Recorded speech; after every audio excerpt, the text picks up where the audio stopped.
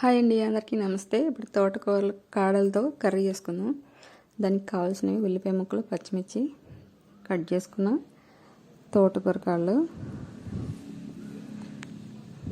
కొంచెం 1 స్పూన్ అల్లం వెల్లుల్లిపాయ పేస్ట్. ఇప్పుడు ఆయిల్ పోసుకుందాం. కడాయి పెట్టుకుని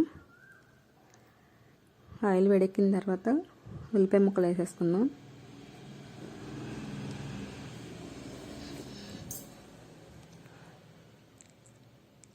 ఈ ఫ్రై అయ్యే వరకు వేగనిద్దాం. గోల్డ్ కలర్ వచ్చినాయి కదా. ఇప్పుడు శుభ్రంగా కడిగి పెట్టుకున్న తోటకూర కాళ్ళ ముక్కలు వేసేసుకుందాం. దీంట్లో మగ్గిన ఉల్లిపాయ ముక్కల్లో తోటకూర కాళ్ళు వేసేసాను.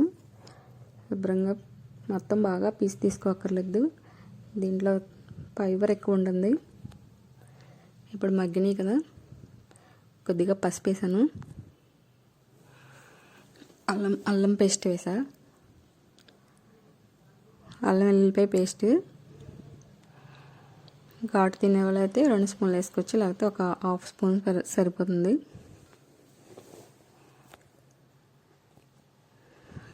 కొంచెం పసుపు, కారం, రుచికి సరిపడా కారం. నేను ఒక చిన్న స్పూన్ వేసాను, టేస్ట్కి తగినంత వేసుకుంటే సరిపోద్ది. ఈ కర్రీ చాలా బాగుంటుంది, చపాతీలోకైనా రైస్లోకైనా బాగుంటుంది. ఇలా మగ్గిన తర్వాత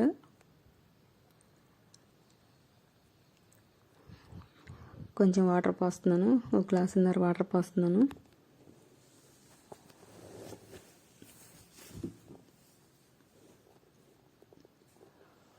ఇలా మొత్తం కలిసేలా తిప్పుతూ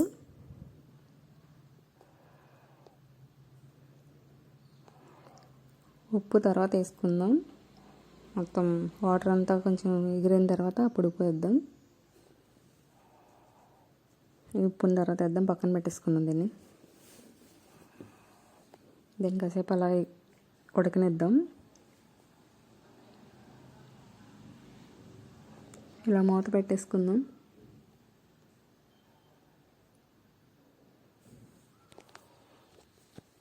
ఇప్పుడు ఒకసారి మూత తీసి దీంట్లో జీలకర్ర పొడి వేద్దాం.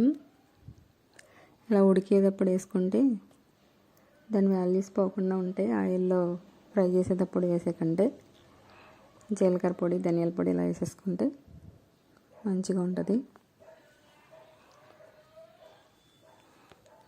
వాటర్ దగ్గర పడిపోయినాయి కదా, ఇప్పుడు వాటర్ అంతా కొంచెం ఎగిరినాయి కదా, ఇప్పుడు వేసుకుందాం ఉప్పు.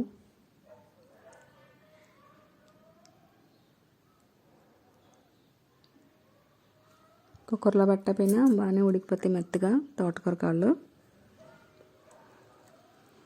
ఉడికిపోయినాయి కదా, ఉప్పు అంతా అన్నీ కలిసేటట్టు ఒకసారి అలా కదిపి మళ్ళీ మూత పెట్టుకుందాం.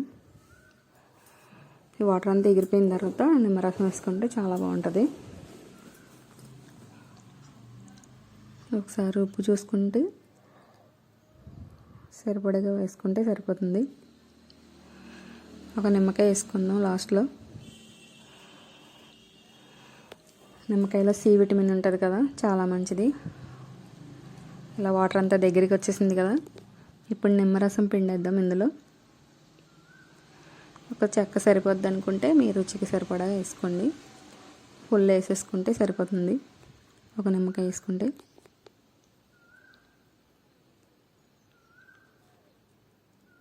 తోటకూర కాళ్ళు చాలా మంచిది, ఫైబర్ ఉంటుంది ఇందులో. ఈ ఛానల్ లైక్ చేయండి, సబ్స్క్రైబ్ చేయండి, షేర్ చేయండి, కామెంట్ చేయండి. అయిపోయిందంటే ఎంతో ఈజీగా సులువుగా తోటకూర కాళ్ళు ఇగురు. ఇప్పుడు రైస్లో వేసుకుని టేస్ట్ చూద్దాం, రైస్తో పాటు తిని చూద్దాం రండి. అదిగోండి,